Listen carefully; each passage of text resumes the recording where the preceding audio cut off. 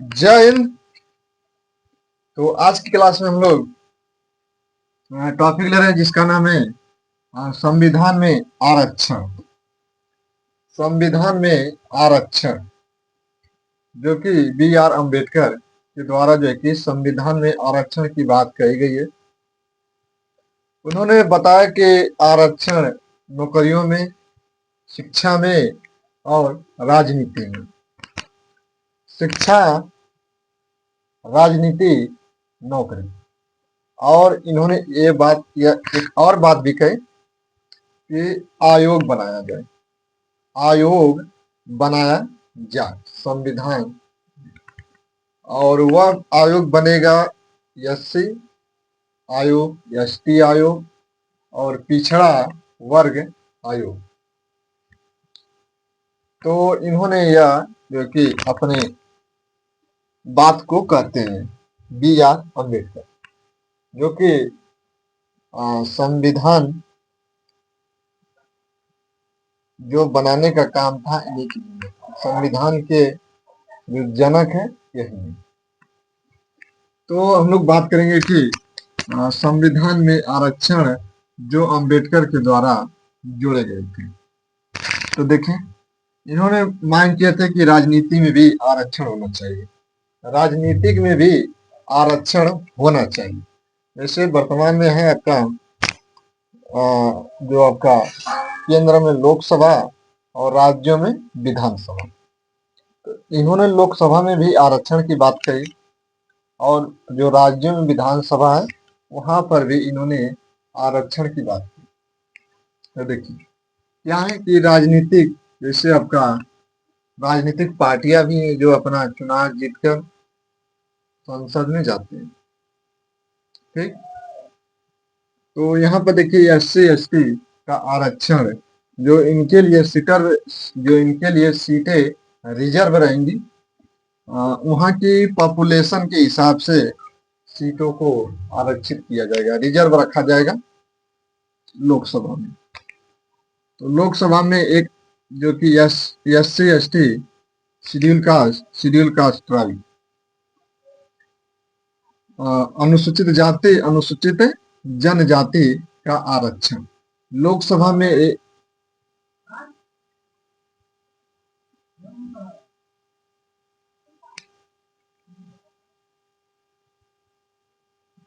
लोकसभा में एक अनुच्छेद है जिसका नाम है 330।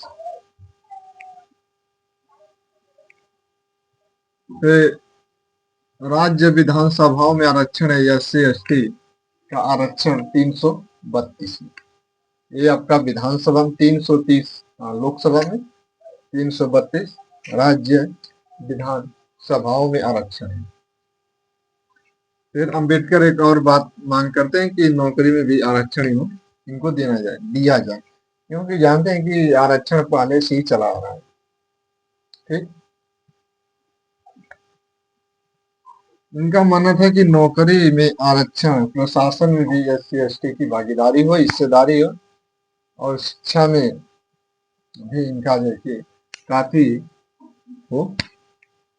इन्होंने एक आर्टिकल में इसका उल्लेख करते हैं कि अनुच्छेद 15 के 4 में सामाजिक और शैक्षणिक रूप से पिछड़े वर्गों का आरक्षण, जो समाज की दृष्टि से पिछड़े, जो समाज की मुख्य धारा से वंचित है, उन्हें जो है कि शिक्षा के माध्यम से जोड़ा जाए, और उनका भी जो है कि समाज में वर्चस्व हो, वह भी समाज के लिए अच्छे काम करे। ठीक, वह भी समाज में अपने समाज की बात को रखें, चुनाव जीते, पढ़े लिखेंगे तो अपनी समाज की बात वो करेंगे। और शैक्षणिक रूप से जो पिछड़े वर्ग है उनके बारे में अनुच्छेद 16 के 4 में राज्य पिछड़े वर्गों के लिए नौकरी में आरक्षण देगा। देख रहे हैं ना, 16 के 4 में कि जो पिछड़े वर्ग है राज्य उनको सरकारी नौकरी में आरक्षण देगा। और अनुच्छेद 15 का 4 है कि सामाजिक रूप से जो पिछड़े हैं और जो शिक्षा से वंचित है, समाज से वंचित है, उन्हें जो कि ये आरक्षण के माध्यम से उन्हें समाज की मुख्य धारा में जोड़ा जाए। अंबेडकर जी ने एक और मांग करते हैं कि इसके लिए आयोग बनाया जाए, इसके लिए आयोग बनाया जाए। और आयोग का काम जानते हैं क्या होता है कि समय समय पर उसका अन्वेषण करना, उसकी जांच करना कि ये समाज अभी पिछड़ा है, ये समाज को क्या आवश्यकता है, इस समाज में क्या परिवर्तन करना चाहिए, और इस समाज में क्या क्या योजनाएं देने चाहिए ताकि वह भी समाज ऊपर उठ सके, ताकि वह भी समाज बराबरी हो सके। इसके लिए इन्होंने आयोग बनाए। अनुच्छेद 338 में अनुसूचित जाति आयोग, 338 का और 338 का है कि अनुसूचित जनजाति आयोग, 338 का राष्ट्रीय पिछड़ा वर्ग आयोग। जानते हैं इसका आयोग का काम बता दिए कि ये समय समय पर जांच करते हैं, रिपोर्ट को सरकार को देते हैं, केंद्र सरकार को समय समय पर यह आपको रिपोर्ट देते हैं। बी आर अम्बेडकर की देखिए, डॉक्टर भीमराव अम्बेडकर, इनकी जो है कि कुछ पत्रिकाएं हैं, जैसे मूक नायक, बहिष्कृत भारत, समता, जनता, प्रबुद्ध भारत।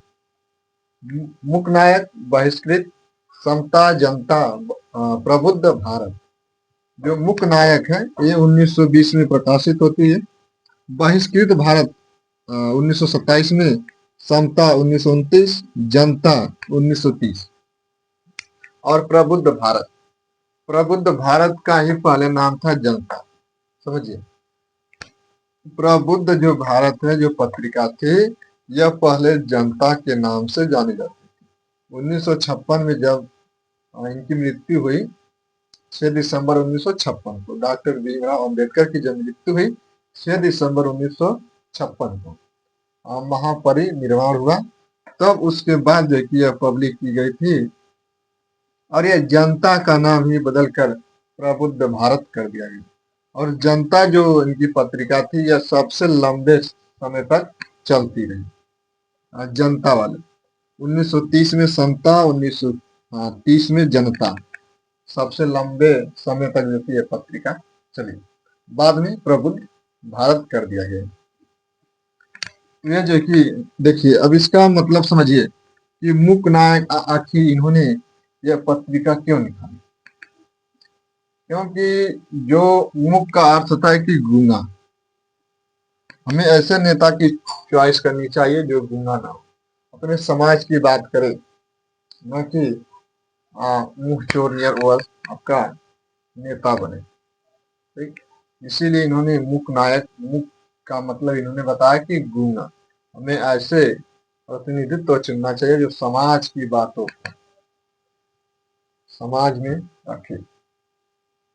ठीक, हमें ऐसे प्रतिनिधि को चुनकर भेजना चाहिए लोकसभा में और विधानसभाओं में, ताकि वह समाज की बात करे। मूक का अर्थ होता है गूंगा, और गूंगा न हो, बात करना है तो वह जो कि शर्माए, चोरमन इधर उधर मुड़ी खाते।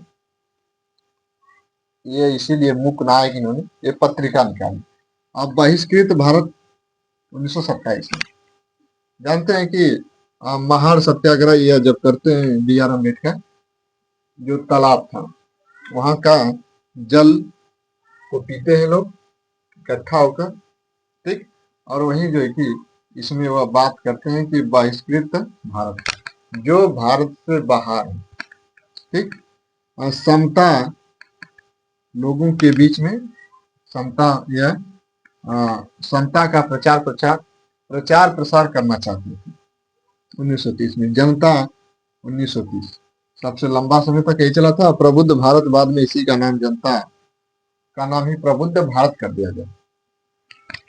और देखिए, सबसे ज्यादा इनको बौद्धिक विकास और शैक्षणिक स्थिति में सबसे ज्यादा प्रभाव बौद्धिक विकास और शिक्षा में सबसे ज्यादा किन लोगों की यह फॉलोअर थे या विचारक थे।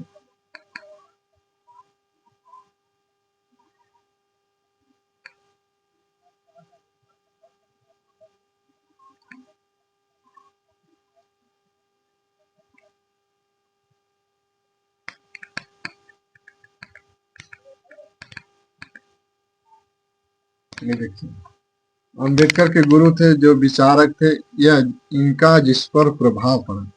अम्बेडकर का जिन पर प्रभाव पड़ा है उनके बारे में हम लोग समझते हैं क्या कि भीमराव अम्बेडकर पर प्रभाव किनका किनका पड़ा था। पश्चिमी देशों का और भारतीय थिंकर और आपके वेस्टर्न थिंकर।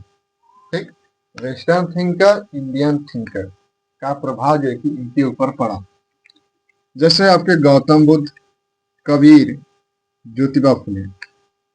गौतम बुद्ध जो है कि ये तर्कवाद पे बात करते हैं कि कोई भी धर्म हो उस पर जो है कि यह तर्क की बात करते हैं, उसमें तर्क वितर्क होना चाहिए, न कि प्राचीन परंपरा चल रही है तो आप उसे चला ही रहे। ठीक, प्राचीन परंपरा चल रही है तो उसे चला ही रहे, उसमें क्या गलत है क्या सही है आप तर्क कर ही नहीं पा रहे हैं कि आपकी परंपरा में क्या गलत है, क्या गलत प्रथाएं थी, क्या प्राचीन भारत में आपके परंपरा नहीं थे, सती प्रथा था तो उससे अंग्रेजों ने खत्म किया, दास प्रथा थी, बलि प्रथा थी, ये प्रथाएं थी, तो आप कहेंगे कि इसे चलने दिया जाए। तो यही इन्होंने बात कहते हैं, गौतम बुद्ध से अम्बेडकर ने यही सीखा, तर्कवाद। ठीक, कबीर से सीखते हैं कि मानवतावाद। मानवतावाद कि मानव को एक मानव के लिए क्या अच्छा करना चाहिए, यह जो कि कबीर से इन्होंने सीखे। आपके देखिए, कबीर जो है कि जुलाहे थे ना, कबीर जुलाहे जाति के थे। ज्योतिबा फुले, इन ज्योतिबा फुले का प्रभाव जो कि अम्बेडकर जी पे यह पड़ा कि इन्होंने सामाजिक काम किए, और इनको जब पढ़े अम्बेडकर जी तो ज्योतिबा फुले जी का उन पर जो कि प्रभाव पड़ा कि समाज में व्याप्त बुराइयों को कैसे खत्म किया जाए।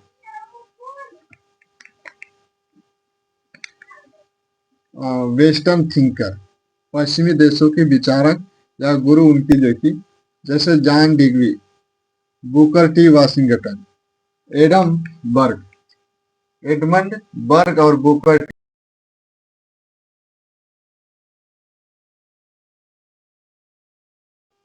तो गौतम बुद्ध आपका हो गया, तो John Dewey, Booker T Washington और एडमंड बर्ग ये वेस्टर्न थिंकर है, पश्चिमी देशों के विचारक है। इन्होंने जब लंदन में थे, आपके लंदन और आपके कोलंबिया यूनिवर्सिटी जब पढ़ाई कर रहे थे, तब जो है कि इनका प्रभाव, अम्बेडकर जी का प्रभाव जो कि अम्बेडकर जी पर इन लोगों का प्रभाव पड़ा। John Dewey, Booker T Washington, Edmund बर्ग।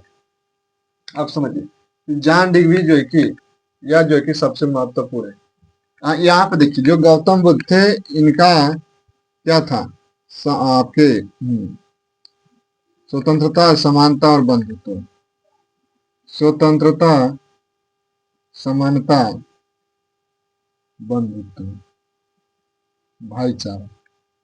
ठीक, तो यह गौतम बुद्ध से इन्होंने पूछा जाता है एग्जाम में कि स्वतंत्रता, समानता और बंधुत्व यह भारतीय संविधान में किस देश से लिया गया, तो आप कहेंगे फ्रांस की। फ्रांस के संविधान से, फ्रांस की क्रांति से लिया गया है स्वतंत्रता, समानता और बंधुत्व। लेकिन अम्बेडकर जी यह नहीं मानते। देखिए, उनका मानना था कि स्वतंत्रता, समानता और बंधुत्व का प्रभाव मेरे ऊपर गौतम बुद्ध का प्रभाव है।